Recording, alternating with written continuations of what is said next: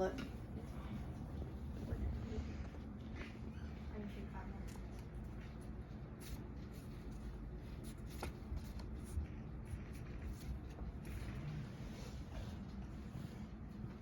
The White House belongs to all Americans. It's supposed to be something we're proud of. Nancy Reagan. This quote goes to show that the White House is an important piece of American heritage.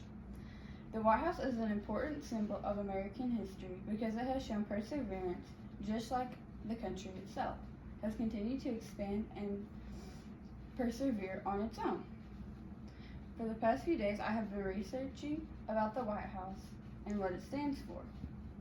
Today, I will be sharing with you some of the things that I want you to know about it. Today, I will be discussing the design, construction, and evolution of the White House. The White House design is very unique. It's based on an Anglo-Irish villa in Dublin. James Hoban, an Irish architect, won a competition and designed the blueprints to the White House and reconstructed it. The White House burned down in 1814 when the British sieged Washington, D.C. And after that, they used the same blueprints to rebuild it. Now that you know about the design and the designer of the White House, let's focus on the construction of the White House. The White House took 8 years and many different types of resources to build it. According to the White House website accessed on July 27, 2024, states, after 8 years of construction, President John Adams and his wife Abigail moved into the still unfinished residence. The house's foundation was made of aqueous sandstone, and how they acquired this sandstone was that a French man went to the coast of Virginia and gave them the island that he owned so they could take the sandstone and lay the foundation. George Washington laid the foundation for the White House, but was the only president who did not get to live in it. Now that I have informed you about the design and the construction, now I'm going to be talking about the evolution.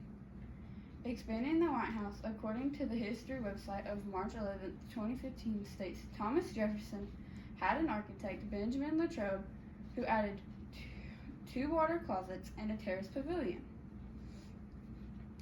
Many presidents redid the White House during their presidencies, adding different types of wings to the White House.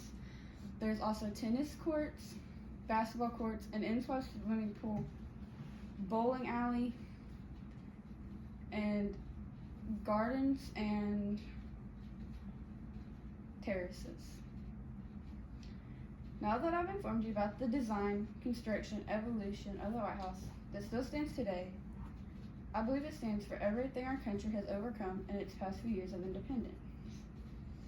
I've actually been to the White House, and though when you first get there, it doesn't seem like much, when you take into consideration of how much history and heritage that has been there over the past few years, it's amazing to really understand how it all came to be. Around the White House has really sprung up. There's museums, monuments, and so much more, so you can learn about the history of America.